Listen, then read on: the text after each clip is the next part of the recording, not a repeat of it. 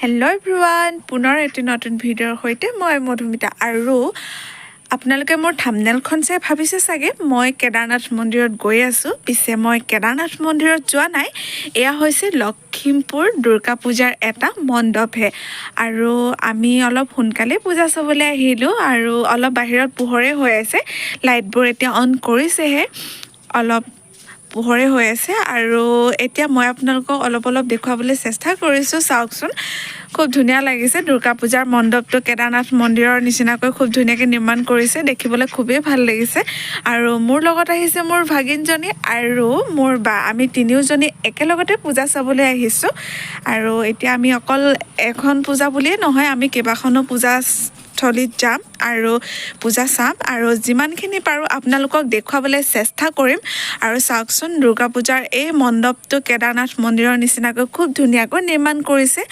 আৰু যেনেকৈ কেদাৰনাথ মন্দিৰৰ ওপৰলৈ উঠি যাবৰ কাৰণে চিৰিয়েদি বহুত কষ্ট কৰি উঠি যাব লাগে, ঠিক তেনেধৰণে ইয়াতো অকণমান তেনেকুৱা ব্যৱস্থা কৰি দিছে। যেনেকৈ মন্দিৰৰ ওপৰলৈ উঠি যাবৰ কাৰণে সৰু এটা ৰাস্তা থাকে, বহুত কষ্ট কৰি চিৰিয়েদি ওপৰলৈ উঠি যাব লাগে, ইয়াতো তেনেকৈ এটা ৰাস্তা বনাই থোৱা হৈছে ভিতৰৰ ফালে সোমাই যাবৰ কাৰণে। কিন্তু বহুত বেছি বহল নহয় ৰাস্তাটো, দুজন মানুহ যেনে তেনে যাব পৰাকৈ ঠেককৈ ৰাস্তাটো বনোৱা হৈছে। আঁতৰ পৰা দেখাত মন্দিৰৰ ভিতৰলৈ যেন সোমাই গৈছোঁ তেনেকুৱা লাগিছে আৰু দেখিবলৈ সঁচাকৈ খুব ভাল লাগিছে। চাওকচোন কিমান ধুনীয়া লাগিছে, মই আপোনালোকক দেখুৱাইছোঁ। আৰু সঁচাকৈ খুবেই ভাল লাগিছে, যিহেতু কেদাৰনাথ মন্দিৰত যাব পৰা নাই যদিও ইয়াতে অনুভৱ কৰিছোঁ যে কেদাৰনাথ মন্দিৰটো এনেই দেখিবলৈ ওচৰত কেনেকুৱা হ'ব। সঁচাকৈ এনেকুৱা এটা মণ্ডপ বনোৱাৰ কাৰণে সঁচাকৈ খুবেই ভাল লাগিছে। আৰু ওচৰত দেখা নিচিনা লাগিছে, মন্দিৰটো যেন খুব ওচৰত দেখা পাইছোঁ, সঁচাকৈ তেনেকুৱা লাগিছে। আৰু হয়তো কেমেৰাত আপোনালোকক ভালদৰে দেখুৱাব পৰা নাই, কিন্তু তথাপিও অলপ চলপ দেখুৱাব পাৰিছোঁ। যিমানখিনি পাৰিছোঁ আপোনালোকক সিমানখিনি দেখুৱাবলৈ চেষ্টা কৰিছোঁ, কিয়নো মানুহৰো বহুত বেছি ভিৰ হৈছে আৰু ফটো তুলিবলৈ অলপ দিগদাৰ হৈছে। আৰু চাওকচোন, সন্ধিয়া হোৱাৰ লগে লগে এতিয়া আমাৰ ইয়াত বিশেষকৈ লখিমপুৰত পূজা ৰাতি মানুহৰ ভিৰটো বহুত বেছি হয়। আৰু ৰাতি পূজা চাবৰ কাৰণে আমাৰ লখিমপুৰবাসী গোটেই যিমানবোৰ গাঁৱৰ পৰা হওক বা চহৰৰ যিমানবোৰ মানুহ আছে সকলোৱে ওলাই আহে। আৰু এতিয়া মানুহৰ ভিৰ বেছি দেখি এতিয়া ভাগিনজনী আকৌ খোজ নাকাঢ়ে, তাইকো এতিয়া কোচত ল'ব লগা অৱস্থা। চাওকচোন, এনেই পূজা চাবলৈ খোজকাঢ়ি যোৱাতে জুৰিছে, তাতে আকৌ তাইক কোচত ল'ব লগা অৱস্থা। সঁচাকৈ বহুত কি কৰোঁ, উপায় নাই। আৰু স্কুটিখনো বহুত দূৰত থৈ আহিলোঁ, যিহেতু পূজাত মানুহৰ ভিৰ কাৰণে বহুত আঁতৰত স্কুটি থৈ আহিব লগা হৈছে। আৰু এতিয়া তথাপিও আৰু উপায় নাই, অলপ চলপ কোচত ল'ম আৰু অলপ টমটমত যাম। আৰু তথাপিও যিমানখিনি চাওঁ আৰু আপোনালোকক দেখুৱাই যাম, গোটেইখিনি পূজা আপোনালোকক দেখুৱাম। অকল এই যোৱা পূজাৰ বাহিৰেও আৰু কেইবাযোৱা পূজাও আমি চাম। ইয়াতে সেৱা কৰিলোঁ আৰু এই পূজা চাই এতিয়া আমি আন এখন পূজাস্থলীলৈ যাম আৰু সেইখন পূজাস্থলীও আপোনালোকক দেখুৱাবলৈ চেষ্টা কৰিম।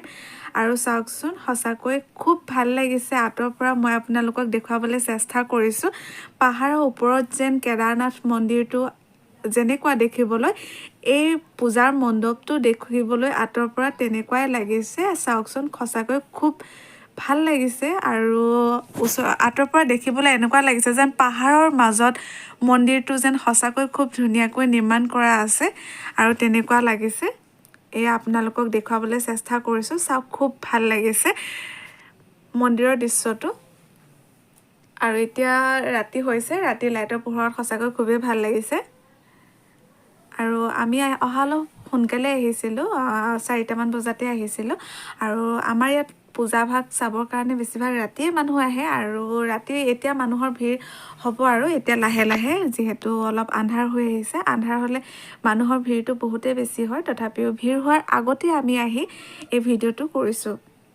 আৰু তেনেহ'লে এতিয়া আমি নেক্সট এযোৱা পূজা চাবলৈ যাওঁ ব'লক। আৰু এতিয়া আমি আনখন পূজা চাবৰ বাবে আহিলোঁ, সেয়া হৈছে তাজমহলত পূজা। আৰু পিছে আপোনালোকক মই সেই মণ্ডপটো দেখুৱাওঁ। আৰু তাৰ আগতে কৈ দিছোঁ যে এই পূজাৰ মণ্ডপটো গোটেই সাইলাখ তাজমহলৰ নিচিনাকৈ নিৰ্মাণ কৰা হৈছে। এয়া চাওকচোন, তাজমহল কিমান সুন্দৰকৈ বনাইছে, ওচৰত দেখা নিচিনাকৈ লাগিছে। আঁতৰৰ পৰা সঁচাকৈ চাওকচোন, ফটোত আৰু সেম টু সেম তাজমহলৰ নিচিনাকৈ নিৰ্মাণ কৰিছে খুবেই ভাল লাগিছে দুইখন পূজাই ভাল লাগিছে আৰু নেক্সট এইখন পূজা চাই আমি নেক্সট আৰু এখন পূজা চাবলৈ যাম তথাপিও এইখন পূজাত এতিয়া আমি সেৱা কৰিম আৰু এতিয়া পূজা ভাগৰ মণ্ডপৰ ভিতৰলৈ সোমাই যাম বলকচোন মোৰ লগতে মণ্ডপৰ ভিতৰখনো আপোনালোকক দেখুৱাওঁ আৰু মণ্ডপৰ বাহিৰখিনিহে মই আপোনালোকক দেখুৱাই আছোঁ মণ্ডপৰ ভিতৰখন মই এতিয়ালৈকে আপোনালোকক দেখুওৱা নাই আৰু এতিয়া বলকচোন মোৰ লগতে মণ্ডপৰ ভিতৰলৈ আৰু এতিয়া ভাগিনজনী আৰু মই ইয়াতে সেৱা কৰিলোঁ আৰু সেৱা কৰি হোৱাৰ পিছতে সকলোকে প্ৰসাদ দিছে আৰু প্ৰসাদ এনেকৈ ঘৰলৈ লৈ যাবৰ কাৰণে